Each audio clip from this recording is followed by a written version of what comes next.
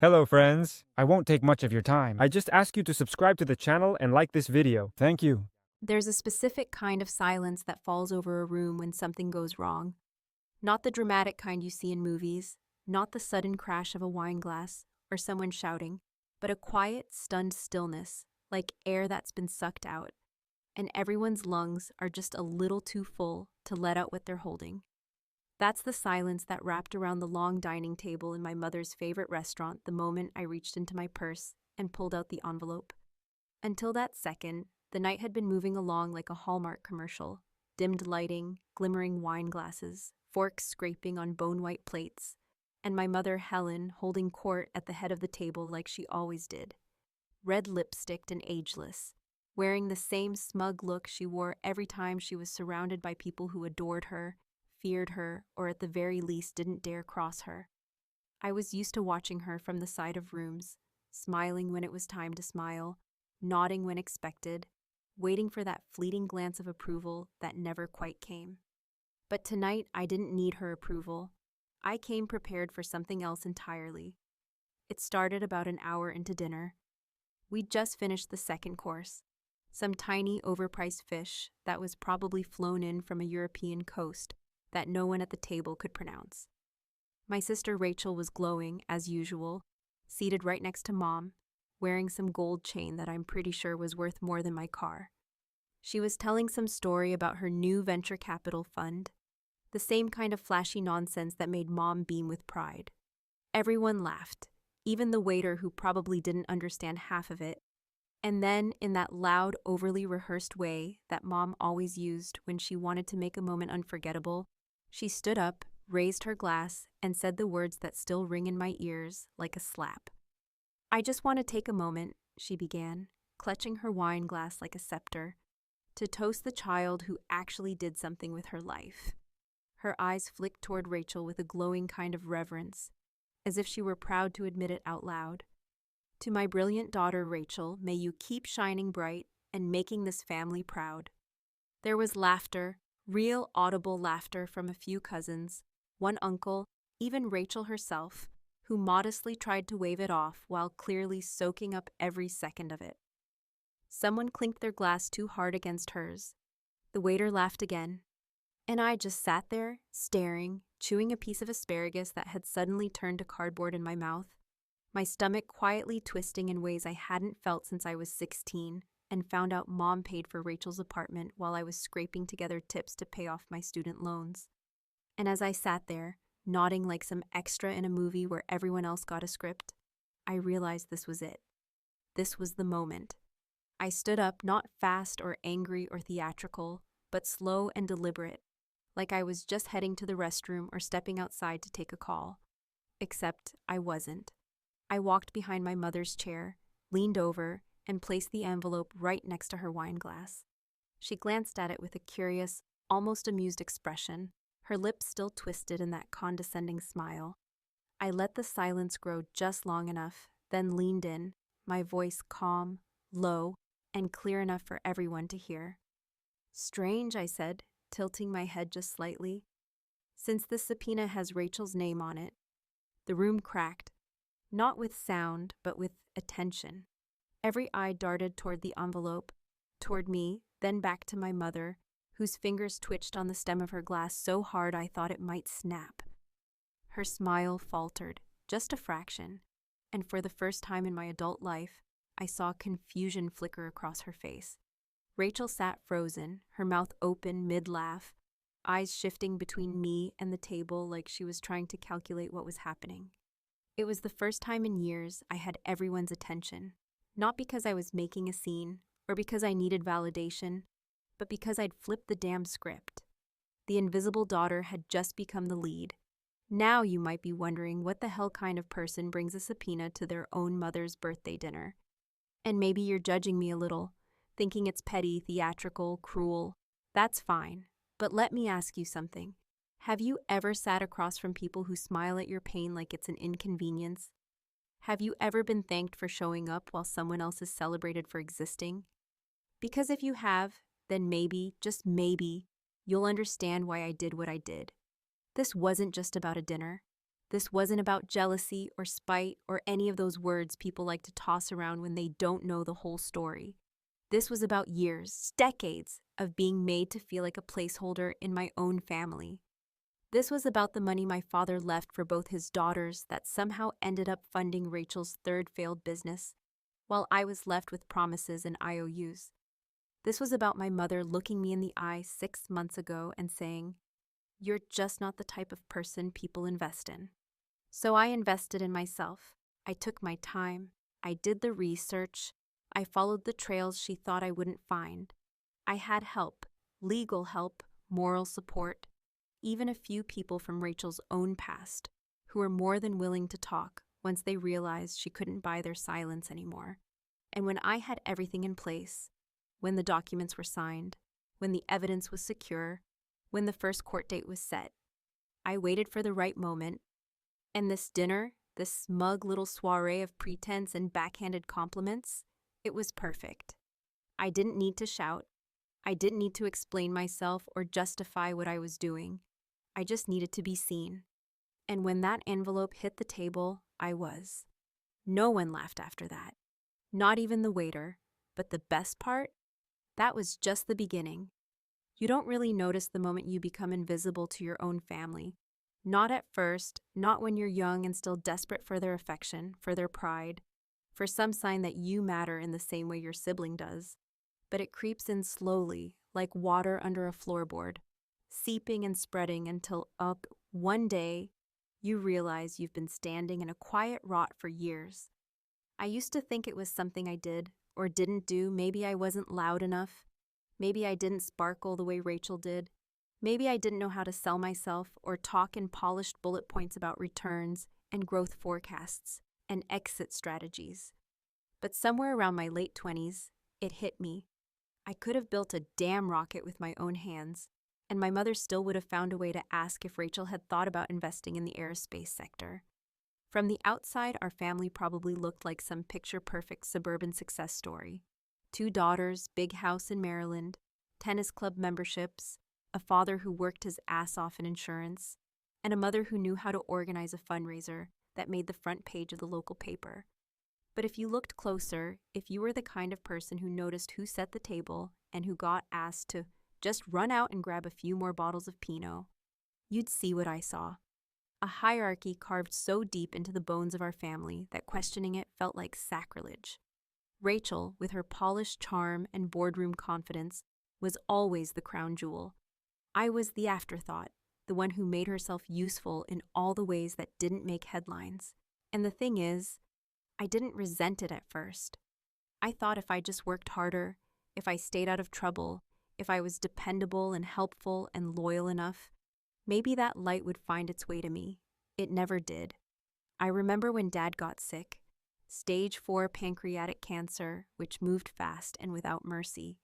And I was the one who left work early, who took the night shifts when the hospice nurses couldn't come, who slept in a chair next to him because he didn't like being alone in the dark.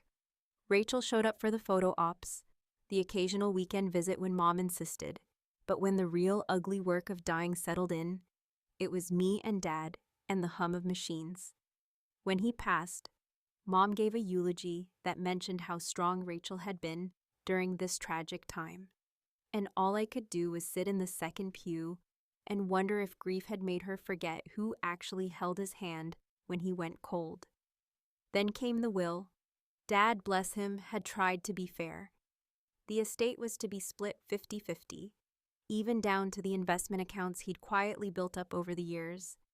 I didn't find out until almost a year later that things had shifted. The fund manager, an old friend of my mother's, had restructured some of the portfolios. My half was moved into a long-term annuity I couldn't access without paying a monstrous penalty. Rachel's was liquid. It was Mom's suggestion, they said, to protect Sarah from making impulsive decisions. When I confronted her, her face didn't even twitch. "Sweetheart," she said, dabbing at the corner of her mouth with a linen napkin. "You've always been so emotional when it comes to money." I think that was the moment the switch flipped. Not because of the money, although losing access to my future felt like a punch to the ribs, but because I finally saw the system for what it was, a rigged game, orchestrated by someone who genuinely believed they were doing me a favor by keeping me in my place. And Rachel, she played her role flawlessly.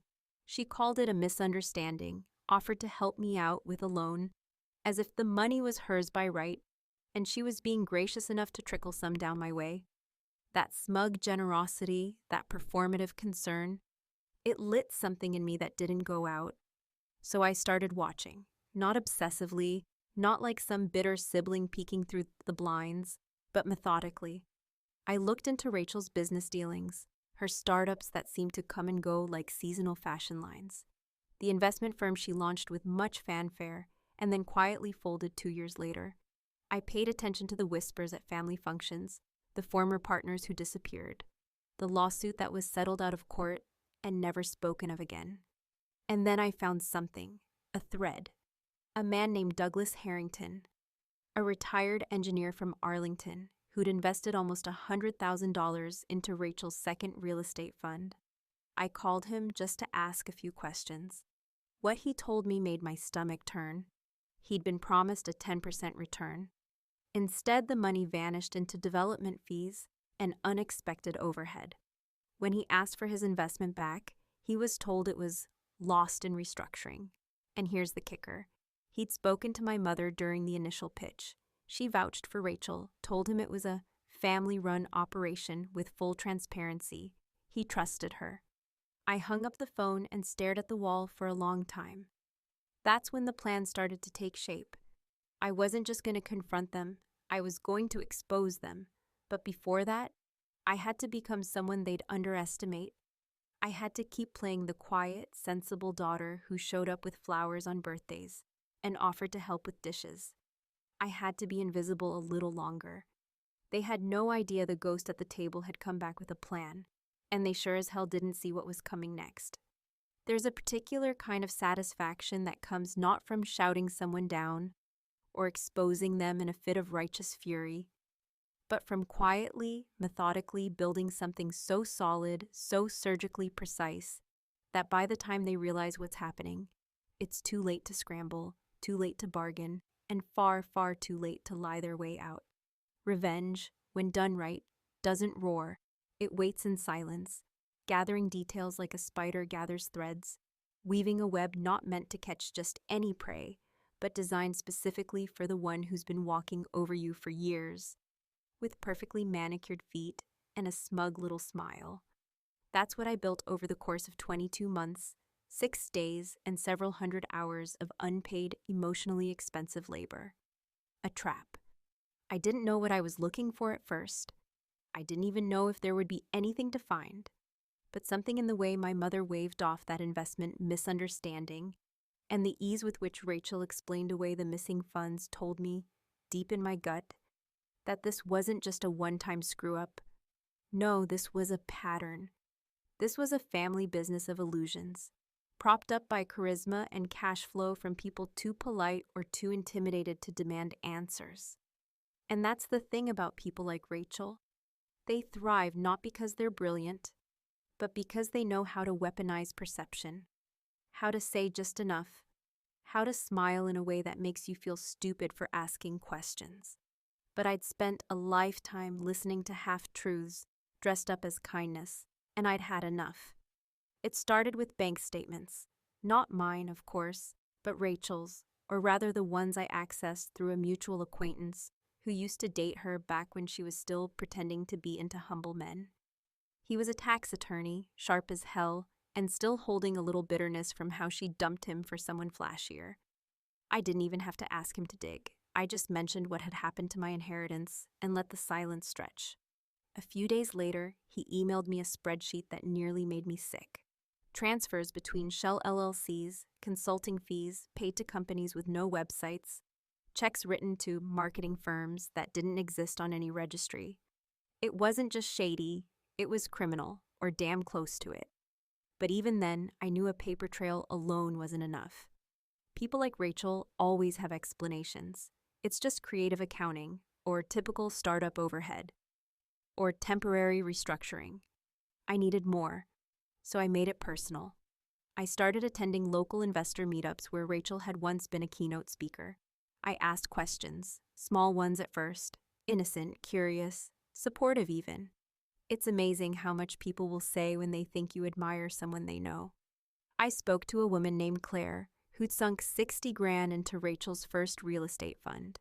She'd gotten one check in return, then nothing but silence. I visited the address listed for one of the properties Rachel claimed to be flipping and found an empty lot. No signs of construction, just a few rusted pipes sticking out of the ground like tombstones. The neighbors said no one had been there in over a year. Piece by piece, it came together. This wasn't business. This was fraud, pure and simple, disguised behind confident jargon and a glossy PDF pitch deck. And through it all, there was my mother's signature, clear as day on multiple documents, giving full support to the projects, acting as a trusted advisor to potential clients, co-signing loans that had mysteriously disappeared. She wasn't just a passive participant, she was the bait. And I think what broke me most wasn't the crime itself, but the realization that they'd never even considered the damage they were doing to people like me, to investors who trusted their family name, to retirees who thought they were securing their futures, and to daughters who were told they weren't mature enough to handle their own money, while that same money was funneled into a con. That kind of betrayal doesn't come with a single breaking point. It builds in layers, small slights, ignored warnings, the way someone looks at you like you're a fool for asking where the money went. So I documented everything: emails, voicemails, letters, investor complaints, contracts signed in 2 states. I didn't confront them.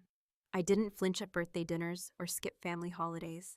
I played the part of the good daughter, the agreeable sibling, the one who smiled through gritted teeth and kept her voice steady. I was polite, I was present, I was invisible, still, but this time by design. By month 18, I had a portfolio thick enough to make a prosecutor raise an eyebrow. But I didn't go to the police right away. Not yet. I needed leverage. I needed the moment to be unforgettable. And more than that, I needed Rachel and my mother to feel what I had felt. To be blindsided, confused, scrambling to catch up to a narrative that had been quietly turning against them for months. That's why I chose the birthday dinner.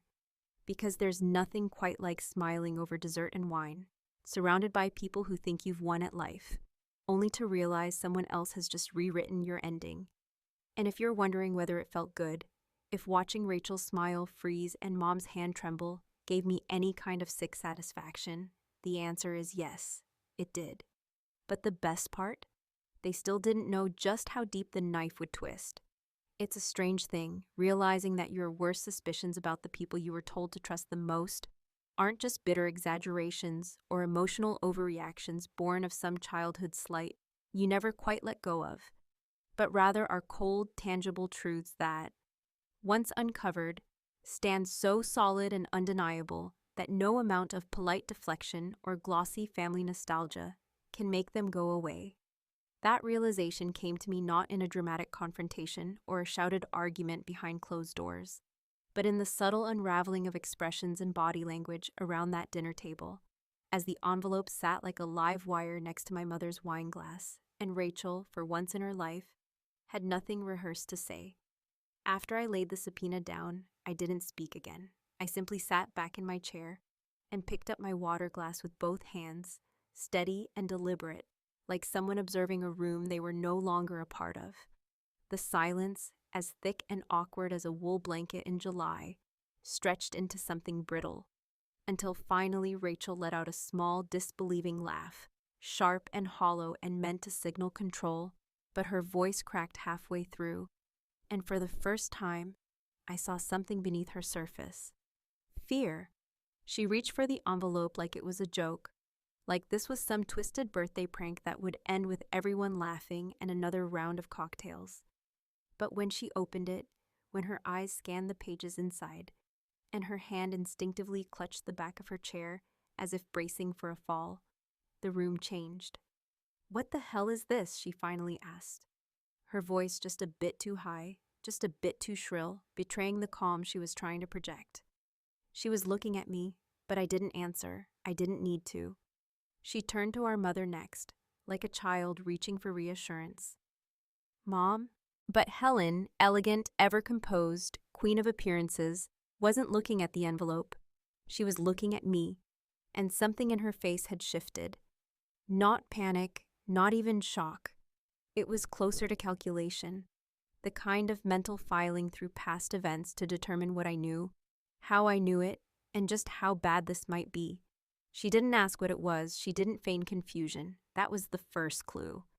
Instead, she set her glass down carefully and said the thing that, even after everything, still managed to knock the wind out of me. We don't air family business in front of strangers.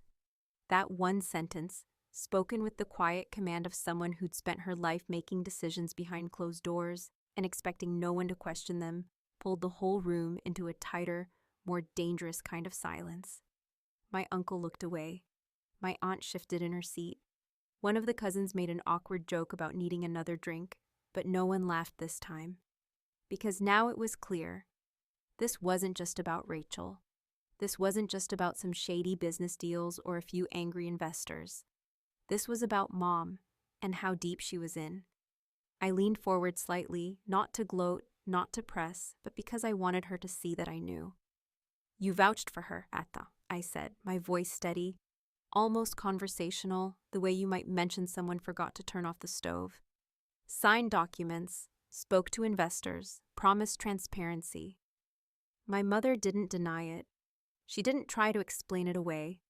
She just looked at me with that cool, unreadable stare she had perfected over decades of polite society functions and whispered criticisms.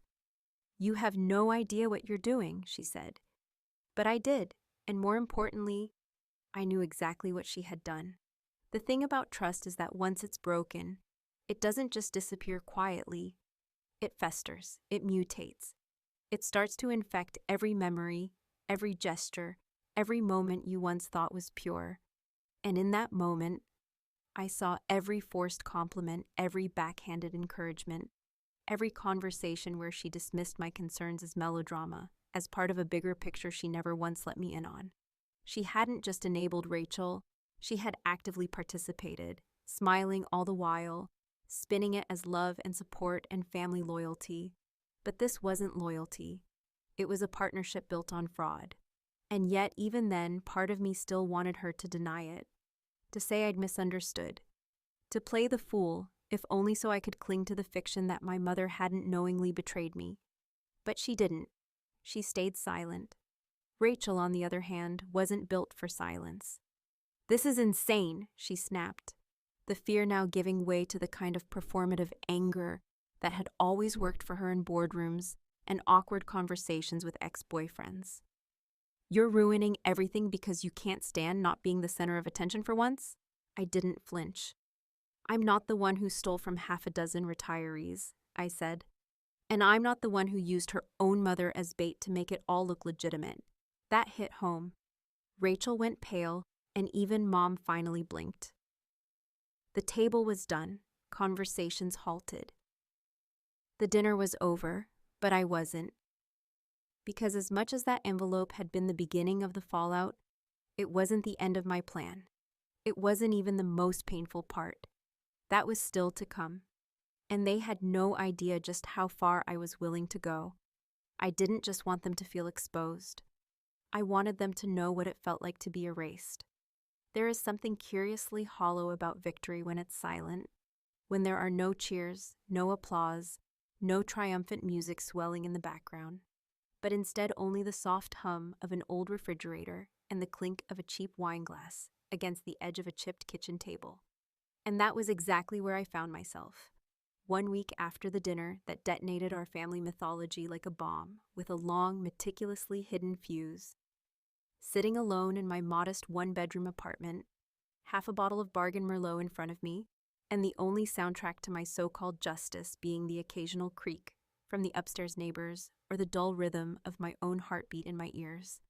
I'd imagined it differently, not grander exactly, but perhaps louder. Maybe there would be more confrontation, more crying, more admissions or apologies or accusations flung like plates across a wall. But what I got was colder, slower, more surreal than I had expected. After the dinner, things moved with a certain inevitability, as though the subpoena was merely a match lit near an already soaked gasoline trail. Rachel didn't call me, not directly. Instead, her attorney reached out, clearly flustered and far less slick than the kind of high-powered counsel she liked to parade around. He wanted to clear up some misunderstandings, a phrase so rehearsed and sterile, I nearly laughed when I read it in the email, and I responded with all the warmth I could muster, which was none. I forwarded him to my lawyer, who had already begun working with two of the primary victims, Douglas Harrington and Claire Simmons, and who had spent the better part of the previous year gathering witness statements, financial documents, and preparing for exactly the kind of legal defense I knew they would try to muster. We weren't just pursuing civil action. We were in talks with state prosecutors. Fraud, especially with elderly victims, and forged documentation, tends to catch attention, even from overworked public offices. But what surprised me more than Rachel's predictable denial and weak countermeasures was my mother's reaction, or rather, the absence of one. For 5 days, I heard nothing. No calls, no emails, not even a vague, guilt-laced text message wrapped in maternal doublespeak. She simply vanished, not physically. She was still in her house, still taking her yoga classes, still shopping at the organic market. But emotionally, socially, in every way that mattered, she went dark. It wasn't until the 6th night that I saw her number flash across my screen, just once, long enough for a single voicemail to land in my inbox. I didn't listen to it at first. I watched it sit there, unread, a red notification I refused to acknowledge, like some modern relic of guilt waiting to be cracked open. But eventually, curiosity won. She didn't speak for the first few seconds, just silence and then a breath. Not shaky or weepy, controlled, deliberate, the kind of silence that had once filled our house like air freshener. And then came the words, low and plain and sharp as a knife tucked inside a silk glove. You really destroyed us. That was it. No blame, no begging, no denial.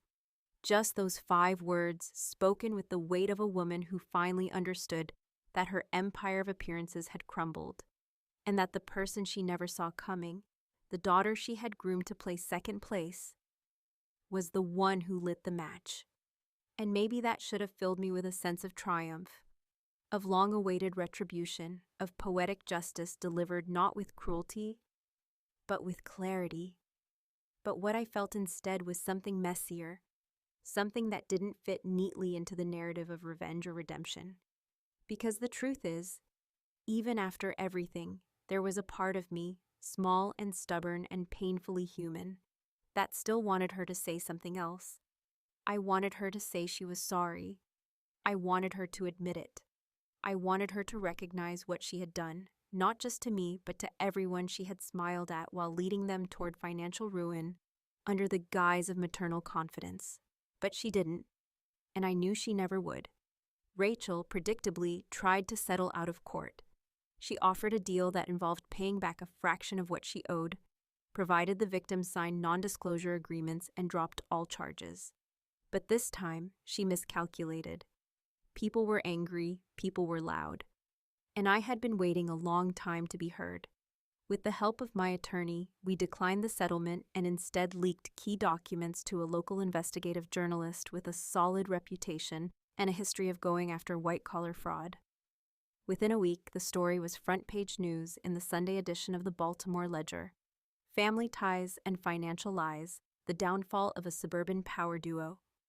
Their faces were blurred in the photo, but the names were all there, Rachel Simmons and Helen Simmons, accused of orchestrating an elaborate investment scheme that targeted retirees and personal acquaintances.